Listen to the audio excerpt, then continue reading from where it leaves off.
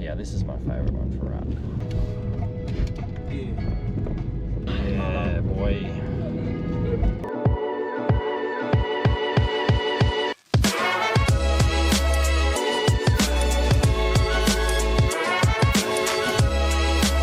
So Miranda was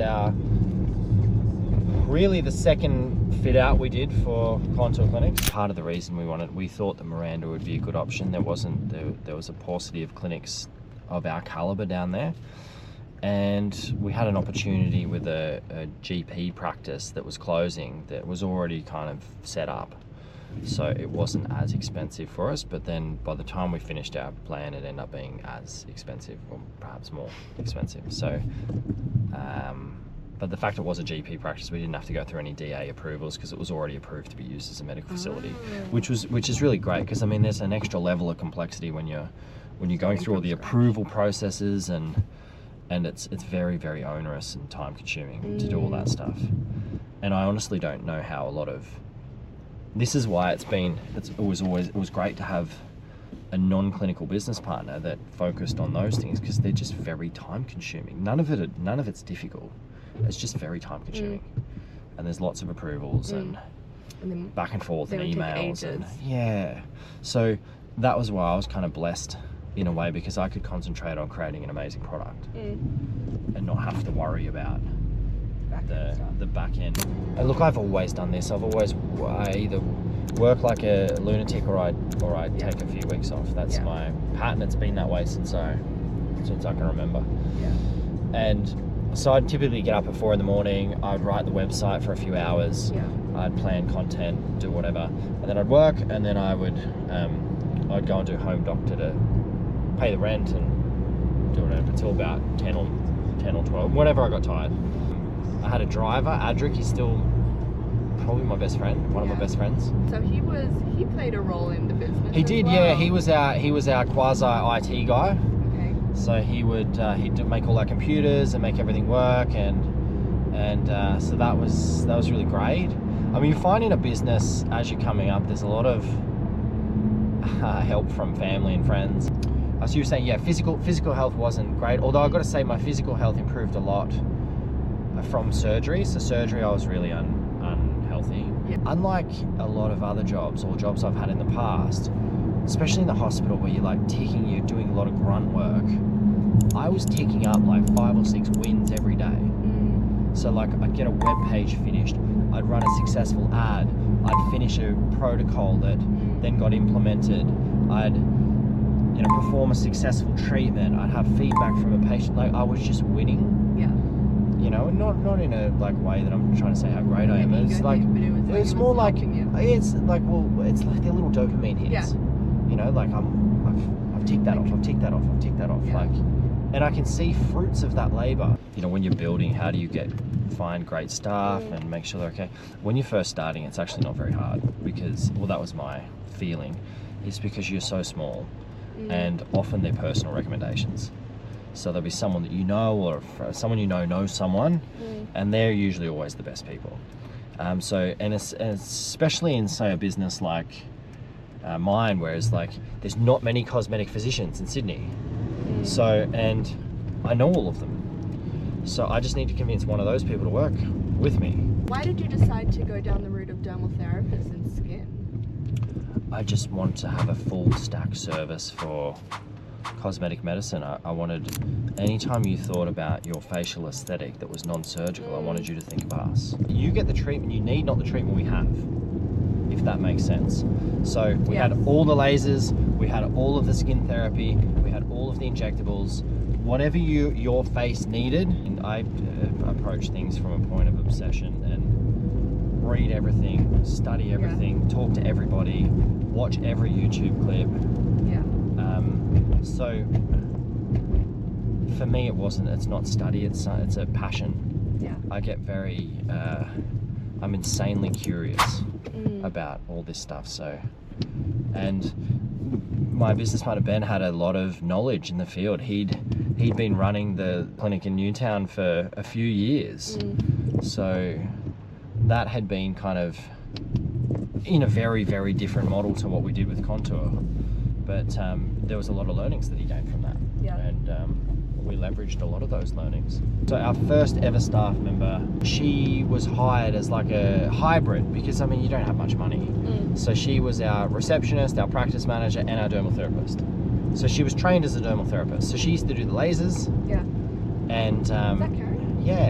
And if I couldn't do them, or if she was busy, I'd do them. I become a trainer for one of the cosmetic training companies called Derma Medical. They're like the world's biggest training academy for dermal fillers and anti-wrinkle injections. And the reason I did that was because I wanted to network with people in this field, and I wanted to see new upcoming talent.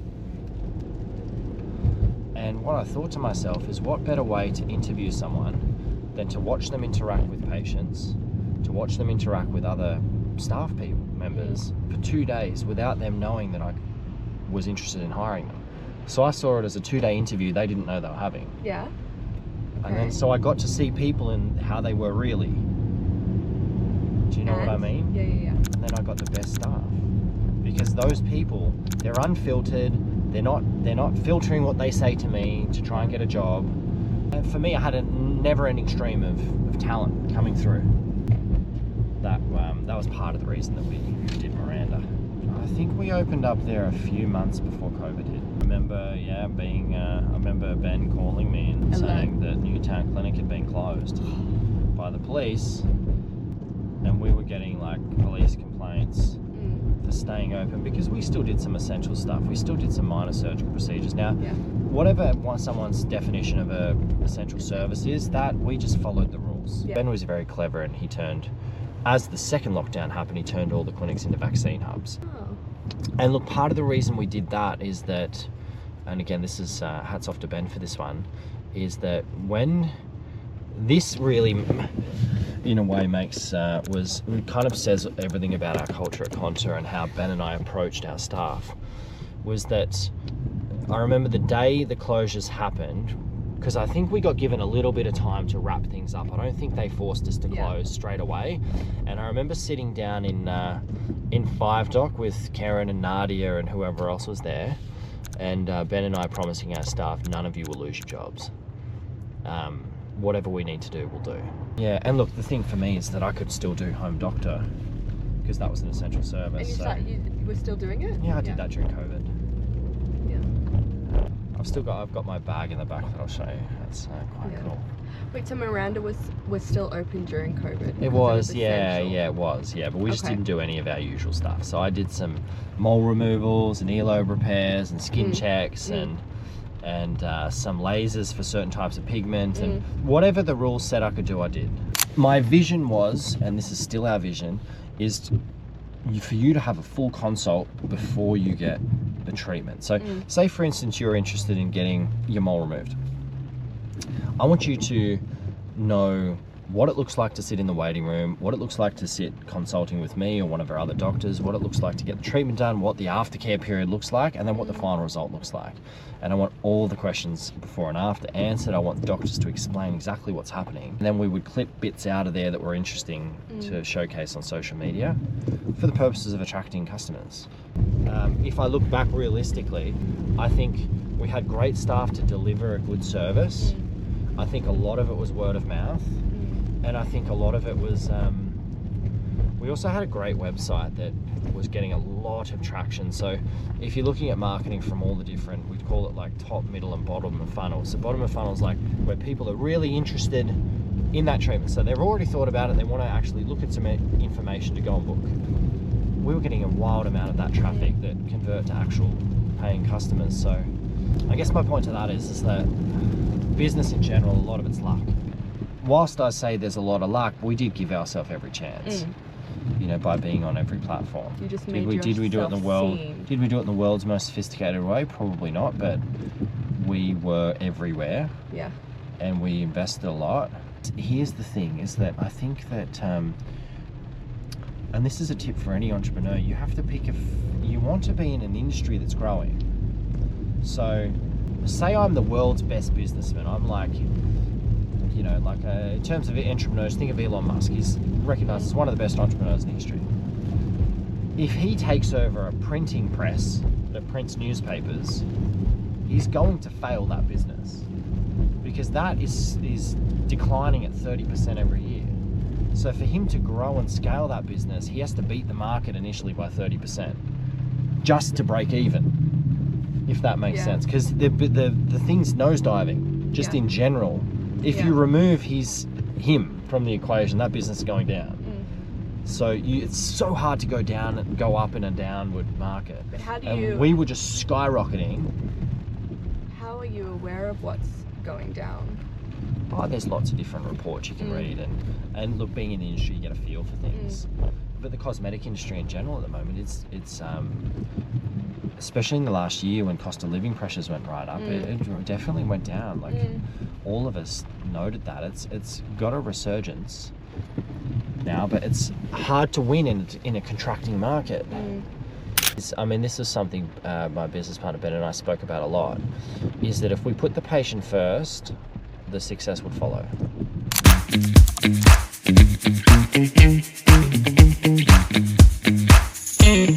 This was the second fit out we did for Contour Clinics. This for me was really kind of nice time. We might go inside because it's a bit loud out here, but you can see the beautiful fit out here. So you'll see here, there's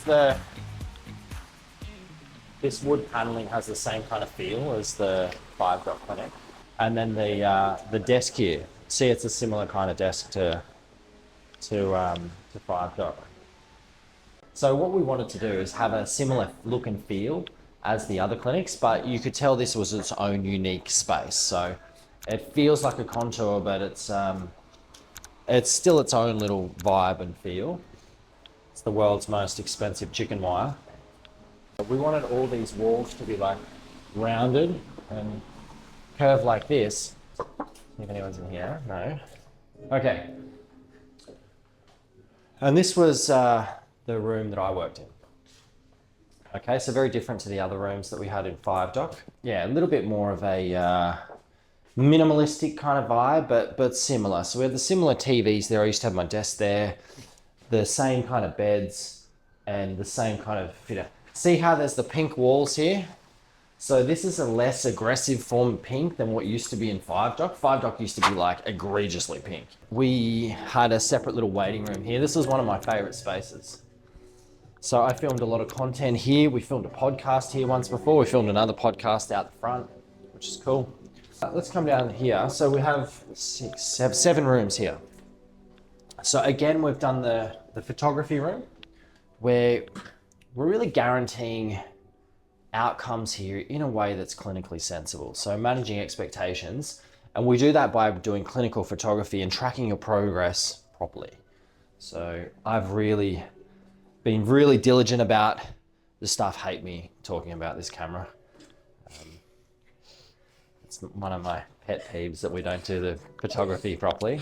So just know if you come and you get your treatment done here and you've had the camera done, we've all gone through a lot of pain to get this process working properly, and the staff hate me talking about that camera. You can see Tori's laughing because she knows.